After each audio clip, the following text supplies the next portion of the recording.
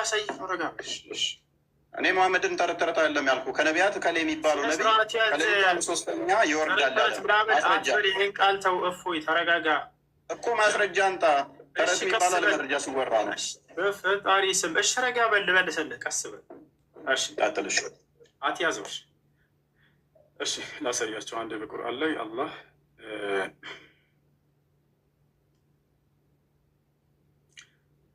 ኦኬ መረጃ የለም። ወደ ቀጣይ እንለፍ።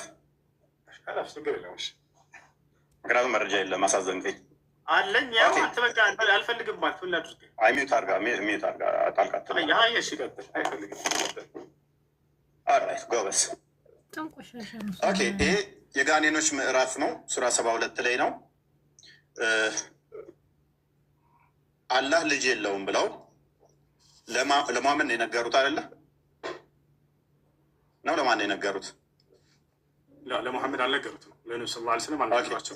እንደዛ ሚል ካለ መሐመድ ወይ በል እነሆ ከጅን የሆኑ ጭፍሮች ቁርአን አደመጡ፣ ወደ እኛም አስደናቂ የሆነን ቁርአን ሰማንም አሉ ማለት ወደ እኔ ተወረደ ይላል አይደለ?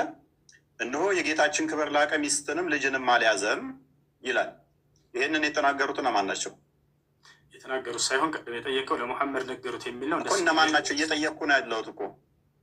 ይህን እየተናገረ ያለው ለነቢዩ ሰለላሁ ዐለይሂ ወሰለም ማን ነው? አምላክ አላህ ሱብሓነሁ ወተዓላ ነው። ኦኬ ስለዚህ አላህ ልጅ የለውም አጋንንቶች ይላሉ ማለት ነው። ያናሉ ስለ አጋንንት ልናወራ ስለሆነ ጎበዝ።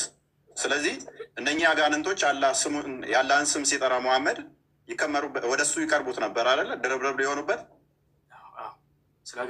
ስለዚህ የአላህን ስም ሲጠራ አጋንንት ወደ መሐመድ ድርብርብ ሊሆኑ ይቀርባሉ። ከነቢያት አንዱ የፈጣሪን ስም ሲጠራ አጋንንት ሊከመሩበት ድርብርብ ሆነው የሚመጡበት መረጃ ሳይ ስላሳየ እንዳትዘጋ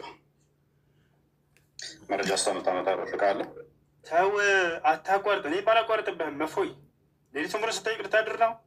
ከነቢያቶች መካከል የለም በቃ እና ላሳየህ ነው። ወላሂ ላሳየህ ነው። ና የለም ና ላሳየህ ነው። ወላሂ ይላል እንዴ ና ላሳየህ ነው። ወዴት እንዳለ ሙሴን በደንብ አድርጎ ነቢያቶች ያውቁት አጋንንቶች ያውቁት ነበር፣ ይከተሉት ነበር። ሙሴ ና ላሳየህ ነው። ኦኬ ና ላሳየህ ነው። ያው አጋንንቶችን ሙሴን በደንብ አድርጎ አጋንንቶች ያውቁት ነበር፣ ይከተሉት ነበር። ያውና ምን ይላል? ከጋኔን አታቋርጠው እፎይ እባክህን። ሌሊቱን ሙሉ ስጠይቅ ያውና እያሳየው ነው። እንትን አትበልን ደቂቃ አታቋርጥ። ከጋኔን የሆኑ ጭፍሮችን ቁርአንን የሚያዳምጡ ሲሆኑ ወደ አንተ ባዞርን ጊዜ ማስታወስ፣ በተጣሉበትም ጊዜ